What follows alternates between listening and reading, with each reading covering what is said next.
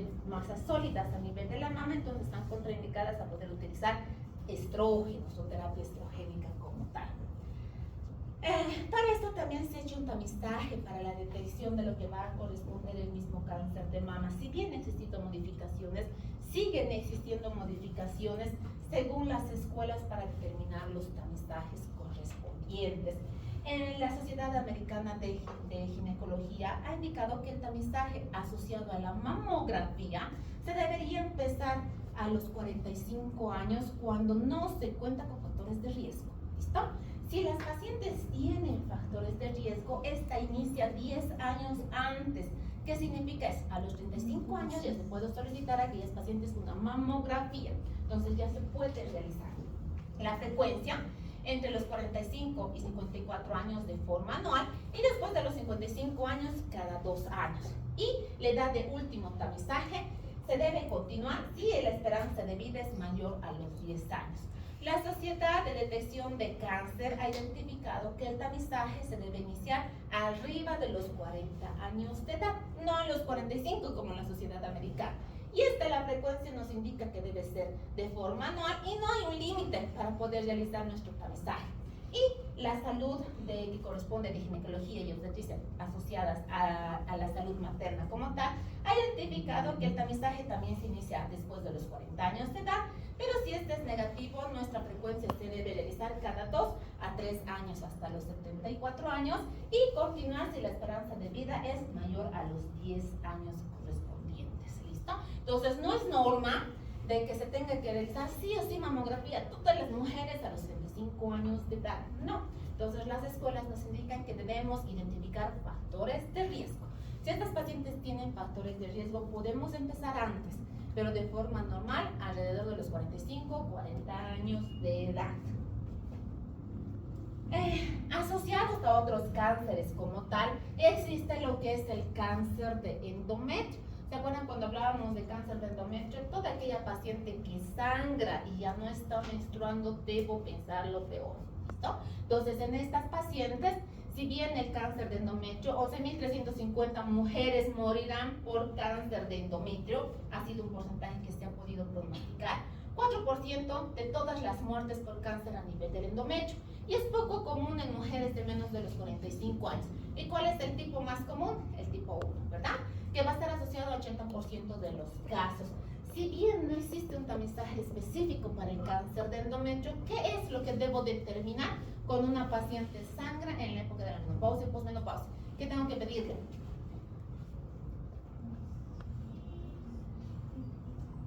Si ya está en la menopausia y sangró, sí, doctora, hace más de un año que no menstruó y de repente me ha vuelto mi menstruación.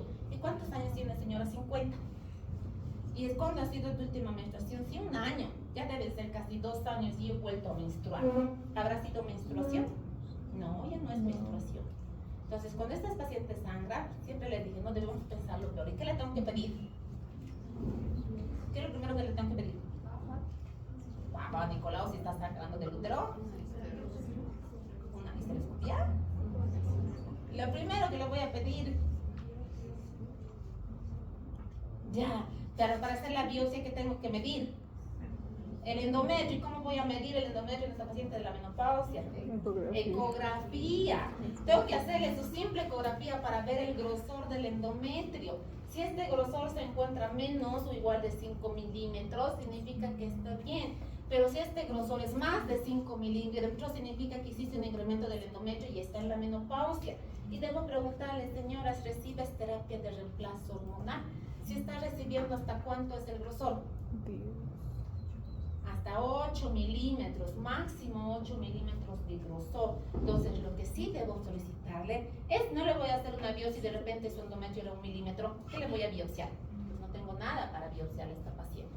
Debo hacer la medición del endometrio a través de la ecografía, medir cuánto está y según a esto poder realizar lo que es la biopsia para poder identificar si existe alguna anormalidad a nivel del endometrio. ¿Listo? Entonces, como también tenemos tamizajes de guía para estas pacientes con desarrollo de cáncer de endometrio. El cáncer de ovario, que es otra predisponente en la época de la menopausia.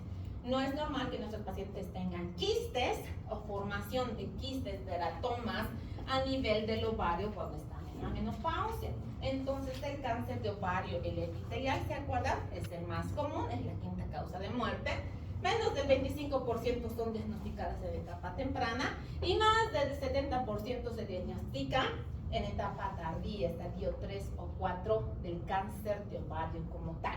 La edad media del diagnóstico alrededor de los 63 años en medio, que corresponde a nuestro cáncer de ovario. Entonces, pero existe la forma que nosotros podamos prevenir que estas pacientes les den cáncer de ovario cuando están en la época de la menopausia y posmenopausia. Y a esto se va a asociar la salpingoforectomía bilateral, es como forma preventiva, ¿no? Por eso les comentaba, cuando hablábamos de cáncer de ovario, en aquellos pacientes que se les está realizando una histerectomía y la paciente ya tiene 45 años, de preferencia retiramos los 2 ovarios. ¿Por qué? Porque ya está en la época de la época de la menopausia y ya está en la menopausia. Entonces, lo único que le va a generar a esta paciente, si le dejamos sus ovarios, es que probablemente posteriormente pueda desarrollar un cáncer de ovario. Por lo tanto, la salpingoforectomía te sirve como medio de protección. La bilateral, la salpingoforectomía total, y también la consejería genética en aquellas pacientes que ya han tenido cáncer de ovario epitelial. ¿Por qué? Porque sabemos que esto es altamente recurrente, ¿no? Entonces, pacientes que ya han sido tratadas con cáncer de ovario, que han sido identificadas, tienden a la recurrencia. Y no se recomienda un tamizaje diario. ¿Por qué? Por la detección del CA125. ¿Será que nos va a ayudar al diagnóstico? ¿Para qué nos ayudaba? Para el pronóstico y el seguimiento, no así para el diagnóstico. ¿Por qué? Porque en estadio 1, en estas pacientes, un 25% de las pacientes va a ser normal, vamos a tener elevación del CA125. Entonces, están dentro de la menopausia también van a existir las alteraciones metabólicas. Y dentro de estas alteraciones metabólicas, si bien se va a asociar al envejecimiento, y esto va a estar principalmente asociado a los efectos estrogénicos. Este envejecimiento en la época de la menopausia se va a asociar a la inactividad física. ¿Para qué voy a hacer ejercicio si ya estoy vieja? ¿No? A sarcopenia, a la inestabilidad emocional, y todo esto va a conllevar a la obesidad. Dentro de la deficiencia estrogénica se van a encontrar los efectos directos y los efectos indirectos. Y estos efectos indirectos van a estar asociados a la adiposidad visceral, a las dislipidemias, tienden las pacientes a hacer resistencia a la insulina, tienden a producir por la obesidad resistencia a la insulina, incremento de la presión arterial, lo que significa una hipertensión arterial, y a la inflamación crónica, produciendo por lo tanto aterosclerosis. Los efectos directos, va a existir una alteración en la actividad del eje renina-angiotensina-aldosterona, produciendo un incremento de la angiotensina 2, incremento de la endotelina 1 y disminución del óxido nítrico sintetasa. Por lo tanto, va a generar un estrés oxidativo, la proliferación de células vasculares, inflamación de la pared vascular, disfunción endotelial y rigidez de la arteria, generando, por lo tanto, a enfermedades isquémicas coronarias, todo producido por la menopausia. Entonces, dentro de estas enfermedades que se presentan en esta época son principalmente la hipertensión arterial sistémica, que este no es nada más que el incremento de la presión arterial, pero en la menopausia, tal como existe en el embarazo, ¿no? En el primer trimestre existe una disminución de la presión arterial, en el tercer trimestre va a existir un incremento. Entonces, en estas pacientes en la menopausia, el incremento de la tensión arterial es de 4 o 5 miligramos después de la menopausia, o sea, de por sí ya vamos a tener un incremento como tal. Que esta va a aumentar más con la ganancia de peso de nuestras pacientes y el incremento de la actividad simpática o en la angiotensina, y produce un decremento, o se produce, mejor dicho, un decremento en la producción del óxido nítrico. Por lo tanto, es importante que nuestras pacientes también hagamos un chequeo anual.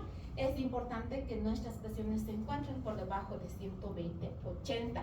Cuando estas ya se encuentran entre 120 a 129 y arriba, o mejor dicho, menor de 80, ya van a existir, tenemos que someterles a nuestras pacientes cambios en los estilos de vida y se debe evaluar cada 3 a 6 meses posteriores. Cuando las presiones ya van incrementando tanto de forma sistólica como diastólica 10 milímetros de mercurio más, tenemos que evidenciar si el riesgo vascular está predisponente. Si en menos de 10% de los de las pacientes que tienen este riesgo cardiovascular, debemos indicarle que debe existir cambios de estilos de vida asociados a los riesgos cardiovasculares y debemos hacer una revaloración en 3 a 6 meses. Si los riesgos cardiovasculares incrementan, ya debemos iniciar lo que corresponde al tratamiento farmacológico y más si la presión arterial incrementa arriba de 140/90. No solo va a ser cambios de estilo de vida, sino va a estar asociado a un manejo farmacológico como tal. También va a existir alteraciones metabólicas. Las pacientes por la menopausia tienden a la obesidad y a la resistencia a la insulina, por lo tanto a la formación de diabetes tipo 2. Hasta un 25% de las pacientes en la época de la menopausia desencadena la diabetes mellitus tipo 2. Para esto es importante realizar el tamizaje a todas las mujeres después de los 45 años de edad, por lo menos cada 3 años. Y más continuo si estas pacientes tienen la insulina elevada y el índice de masa corporal elevado. Para eso tenemos que realizar la determinación de glicemia y la de hemoglobina glucosilada.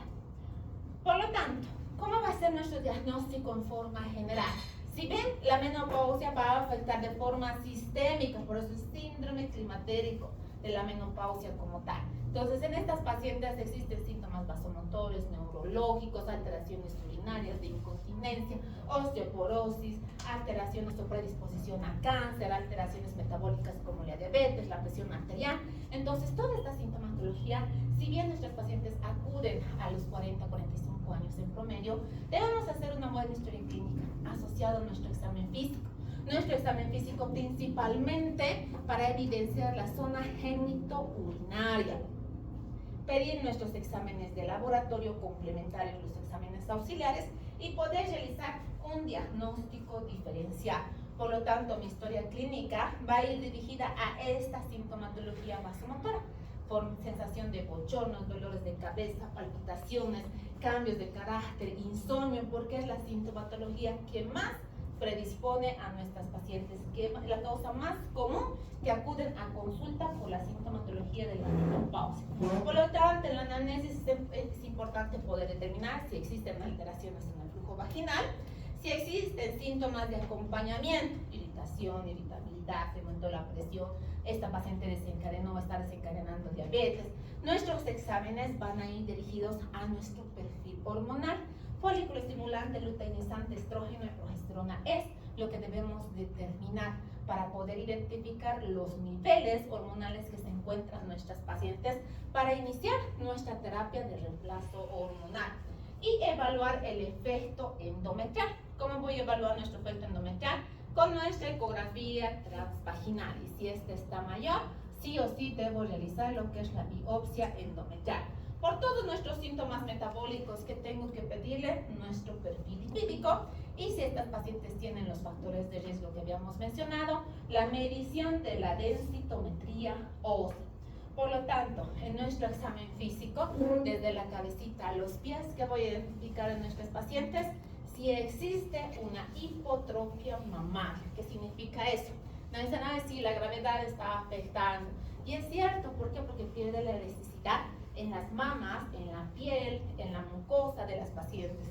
Tengo que identificar la hipotrofia de los genitales externos, la disminución de la lubricación y la evaluación del canal vaginal, de la vulva y la vagina con nuestros índices de evaluación respectivos. Nuestros exámenes auxiliares, la ecografía pélvica, la mamografía, si estas pacientes tenemos nuestro screening o la edad correspondiente para poder realizar y solicitar nuestra mamografía o previo antes si es que tienen factor de riesgo. Y los exámenes de laboratorio que habíamos indicado, todo nuestro perfil hormonal. Seguimos con nuestros Papá Nicolau, no debemos realizar ausencia de la detección de la citología vaginal como tal. Entonces, nuestro tratamiento, ¿en qué va a ir dirigido nuestras pacientes? Si bien nuestros pacientes vienen con toda esta sintomatología, debemos de tener en cuenta dos premisas importantes. Deben tratarse a todas las pacientes climatéricas. ¿Se acuerda del climaterio? El climaterio abarca todo, ¿no? Premenopausia, menopausia, posmenopausia. Entonces, debemos de tratar a toditas las pacientes. ¿Y con qué? ¿Cómo y con qué debemos tratar a nuestras pacientes? ¿Será necesario tratar a todas? ¿No será necesario? ¿Cuándo debo iniciar? ¿Cuándo no debo iniciar el tratamiento? Entonces, Si es necesario tratar o no a todas las pacientes climatéricas, sí, si la sintomatología es marcada y va a afectar la calidad de vida de nuestras pacientes, sí debemos tratar. ¿Listo? Entonces, no a todas las pacientes que están en la menopausia y climaterio se tratan, pero si está afectando la calidad de vida de las pacientes, sí debemos tratar. Si permanecen al grupo de alto riesgo, como las pacientes que tienen osteoporosis, entonces en estas pacientes sí también debo tratar, se debe iniciar esta terapia de reemplazo hormonal.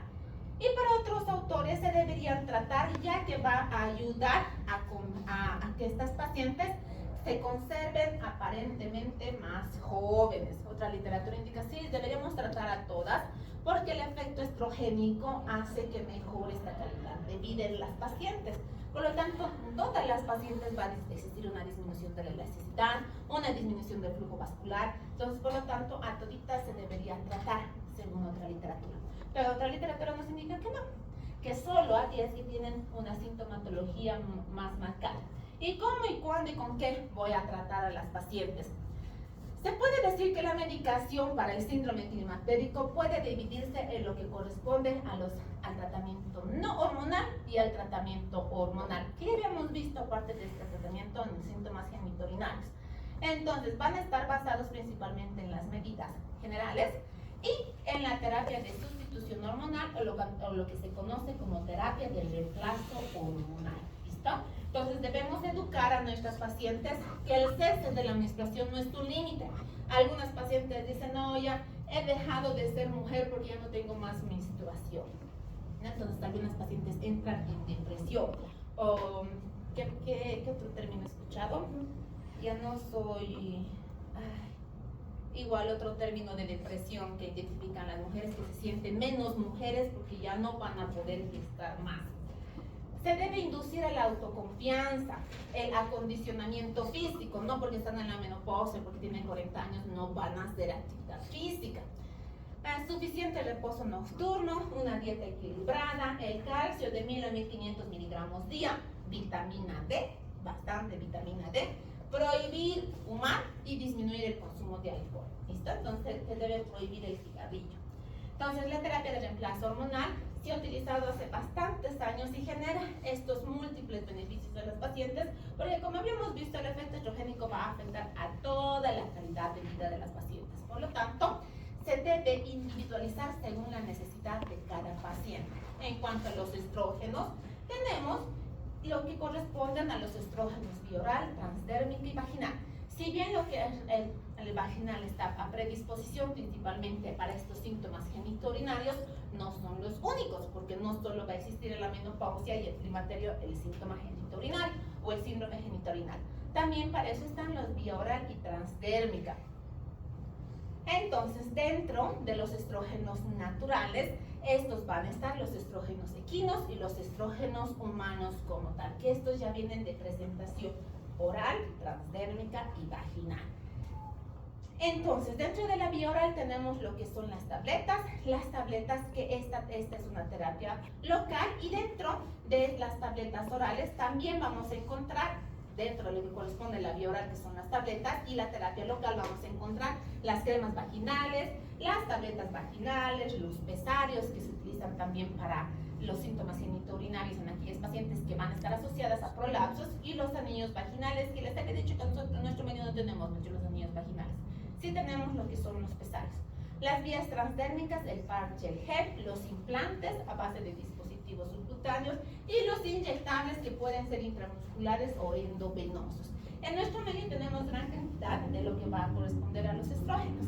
Y estos estrógenos como tal, si bien en nuestras pacientes algunas no toleran la terapia estrogénica, podemos derivarles a lo que corresponde a la terapia no estrogénica.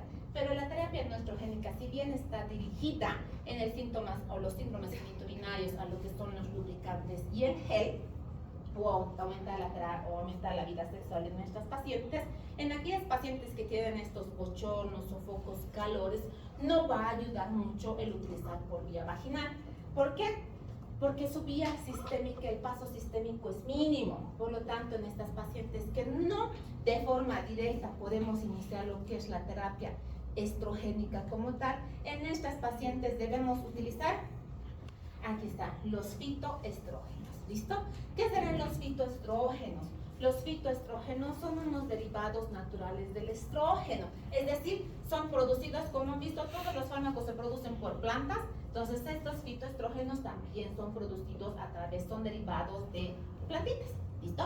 Si bien los estrógenos naturales que se tienen, que son principalmente de los equinos y humanos, estos son estrógenos que son producidos de manera sintética, pero los fitoestrógenos no. Entonces en estas pacientes sí podemos ayudarlas a utilizar los fitoestrógenos, que si bien su efecto es mínimo, mientras más vayan consumiendo las pacientes, la mejoría va a ser de forma paulatina. Entonces puede empezar con los fitoestrógenos correspondientes. Y ya cuando empezamos con la terapia de reemplazo hormonal, en nuestras pacientes debemos iniciar o debemos reemplazar estos ciclos de menstruación. ¿Qué significa? No van a menstruar ya las pacientes, pero ¿qué tengo que hacer? Someterlas a las terapias de estrógeno y progesterona. ¿Listo? Entonces, en estas pacientes puedo utilizar de forma continua efecto estrogénico, utilizar de forma cíclica estrógeno y a la forma cíclica añadir lo que es la progesterona. Y estas tienen cambios si estas pacientes han sido histerectomizadas mucho antes previo. Y para eso se tiene lo que es la terapia de reemplazo hormonal continua con estrógenos de forma continua. La secuencial que voy a utilizar en aquellas pacientes que tienen útero, estrógeno y progesterona, y en aquellas pacientes que ya han sido histerectomizadas se debe hacer una forma combinada también, principalmente las que se encuentran en la posmenopausia. Entonces, parte de esta terapia no estrogénica va a asociarse a cambiar estos estilos de vida de nuestras pacientes, pero tranquilizarlas en lo que va a corresponder la ansiedad, el insomnio, la irritación, la irritabilidad. Y muchas de estas pacientes no solo es la consejería, sino tienden a utilizar antidepresivos. Por lo tanto, se las deriva a psicología para que puedan utilizar lo que son los antidepresivos o por el manejo de psiquiatría. Los bochornos, les decía, si no vamos a utilizar los estrógenos de forma directa, podemos utilizar los fitoestrógenos. Y para la osteoporosis, calcio, vitamina D, que es bastante importante para reponer, o mejor dicho, mejorar la resorción ósea. Entonces, nuestro tratamiento hormonal, si bien a la base vaginal van a ser, o mejor dicho, en base a los síntomas genitourinarios, son los efectos vaginales los que van a predisponer estos estrógenos vaginales, tienen baja dosificación para que puedan pasar a vía sistémica.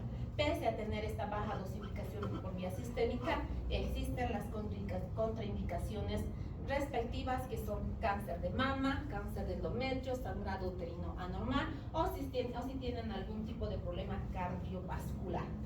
La alimentación también juega un papel importante y fundamental para ayudar a las pacientes en la menopausia, tanto el problema de perder peso para mejorar la osteoporosis. Los ejercicios son bastante importantes en la menopausia, van a mejorar la calidad de vida, la actividad física de nuestras mujeres, van a mejorar el estado de ánimo, favoreciendo el mantenimiento de la masa ósea y muscular. Nuestros diagnósticos diferenciales, ¿con qué vamos a realizar? Con otros desórdenes de otro tipo. Puede que nuestra paciente esté entrando en otro tipo de depresión y esté con insomnio, irritabilidad, tensión, y sea por depresión de otra causa. Hipertiroidismo, con alteraciones psiquiátricas y amenorreas secundarias de otro tipo que no son propias a la menopausia. Por lo tanto, evaluando la calidad de vida de nuestras pacientes, la menopausia genera cambios en la calidad de vida que pueden y deben valorarse y medirse como tal. No es simplemente, mi mamá está loca, está en la menopausia, ¿no? Y la pobre mamá llorando, ¿no? Entonces, estos cambios afectan la calidad de vida de nuestras pacientes. ¿Listo? Y eso es todo.